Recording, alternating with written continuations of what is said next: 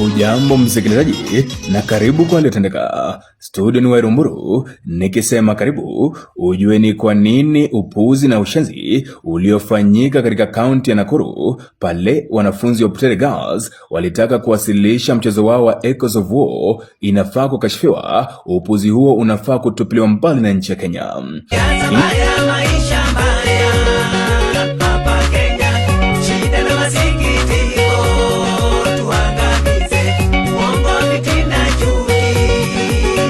Nchi ya Kenya ni nchi ambayo imejengwa katika misingi ya kidemokrasia, huku kila Mkenya akihitajika kufata katiba na kufata maamuzi ya mahakama pindi yanapotolewa. Cha kushangaza ni kwamba baadhi ya viongozi hapa nchini wanafikiri wataishi milele, uongozi wao utaishi milele, na wanatumia mbinu zote ili kuweza kuwakandamiza Wakenya kwa ajili ya kujikimu wenyewe. Labda kwa wale ambao hawakwenda shuleni na kusoma, ni waarifu kuhusiana na riwaya moja ambapo mwandishi wa riwaya hiyo anasema hivi: Mtemi Bokono aliweza kuamuru askari wasiwaruhusu wanafunzi hao kuigiza mchezo huo kwa sababu ulikuwa unaenda kinyume na uongozi wake. Mtemi Bokono pia aliweza kuamuru askari wasimruhusu mwandishi wa habari yoyote kukanyaga katika ukumbi ambao mchezo huo ulifaa kufanyika. Pia katika riwaya hiyo inasemekana kwamba Mtemi Bokono aliweza kuamuru wale ambao ni walinzi kuweza kuamurisha wanafunzi hao kuweza kufanya mchezo huo saa 2 asubuhi na watu wasiwe katika ukumbi huo. Aliishi kwa hofu na wasiwasi kwa sababu alihofia kuwa wananchi walikuwa wamechoshwa na utawala wake. Mtemi Bokono alipenda sana kutumia propaganda, hila na vitisho ili kuendeleza utawala wake wa kidhalimu. Siku zote Mtemi Bokono aliamini kuwa utawala wake ndio ilikuwa njia pekee ya kudumisha amani na utulivu katika jamii yake ya kifo kisimani. Fasihi ni kioo cha jamii. Bila shaka Kenya iko na Mtemi Bokono, na pia huyo Mtemi Bokono aliweza kuamuru, lakini kwa sasa wale ambao ni askari wa Kenya wasiweze kuruhusu mwanahabari yoyote kusongea katika kumbi huo.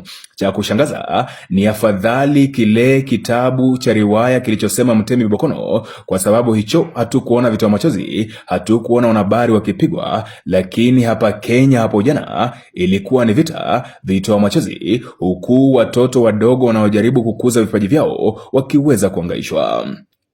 Hebu niulize hivi, ni vipi ile idara inayosimamia masuala ya talanta hapa nchini, the Ministry of Sports and Arts, iliweza kutoa amri kama hii? Na kama haikutoa, basi iko wapi kukashifu kisa hiki? Baadhi yetu mahali tulipofika ni kwa sababu ya kupitia katika kutumbizwa kwa aina hii au kuweza kuwakilisha michezo kama hii, iliweza kutusaidia kwa ajili ya kuzungumza hadi kuandika na pia kuweza kujua kuishi na watu. Lakini tunapoambiwa serikali inayojali vijana, inayojali vipaji, inaweza kuangaisha watoto wa shule ya upili, bila shaka hii ni aibu. Kilichotokea jana ni aibu kwa kila Mkenya na aibu kwa Afrika nzima, na kinafaa kuweza kukashifiwa kwa vitendo vikali wezekanavyo.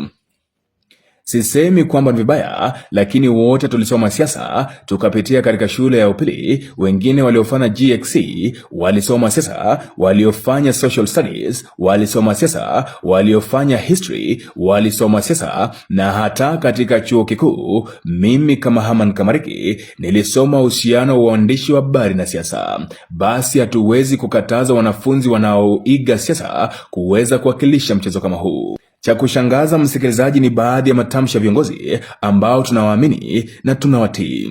Waziri wa usalama katika nchi hii Bwana Kipchumba Murkomen mwaka wa 2013 alipoweza kutoa taarifa baada ya mchezo wa Shackles of Doom kuweza kukataliwa na baadaye mahakama kuamuru lazima wasilishe na shule hiyo ya Butere Girls, Murkomen alisema hivi: ni vipi mtazuia wanafunzi kuwasilisha kile ambacho wameiga, na ni vema wanafunzi wapewe nafasi kuwasilisha mchezo wao.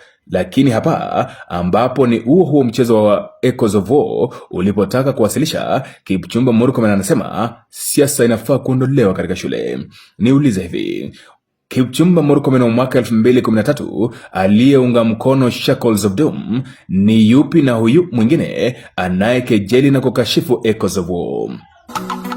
Uongo, uongo, uongo, wanafunzi wengi wameacha shule sababu ahadi za uongo. Nikitaka kuondoka, nataka kutoa wosia kwa wanafunzi wa Butere Girls na kuambia huu ni wakati wa wao kufanya hata zaidi kuliko walivyofanya zamani. Ni vema wajiandae na mchezo huo waandae ukumbi mmoja ambapo Wakenya wengi, mimi nikiwemo, tutaweza kuwaunga mkono waweze kuonyesha mchezo huo kwa Wakenya wote ambao watalipia tiketi. Hata wakisema tiketi hiyo ni shilingi 10,000 ama 5, najua kuna Wakenya ambao wataenda kuona mchezo huo ili kuunga mkono vipaji hii. Cha kushangaza ni kwamba baadhi ya viongozi tuliotaka watoe matamshi hawajafanya kitu.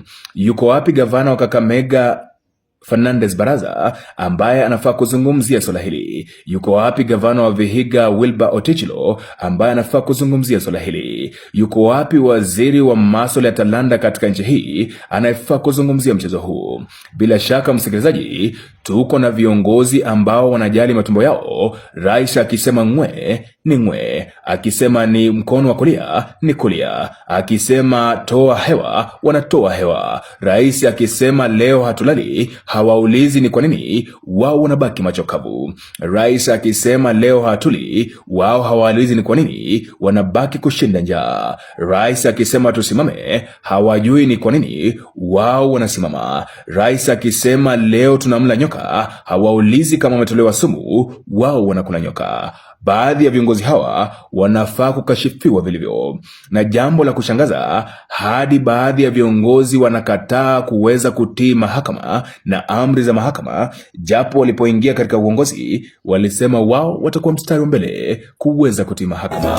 Nichagueni mimi, nitajenga daraja, nitawajengea shule, nitaleta umeme. Nichagueni mimi. Kutoka studio ni Warumburu au Haman Kamariki, nikiaga kwa msemo anyambaye hasikii harufu. Salamu ziwafikie wanafunzi wa Butere Girls katika kaunti hiyo ya Kakamega na pamoja na wenzangu kutoka kaunti ya Vihiga.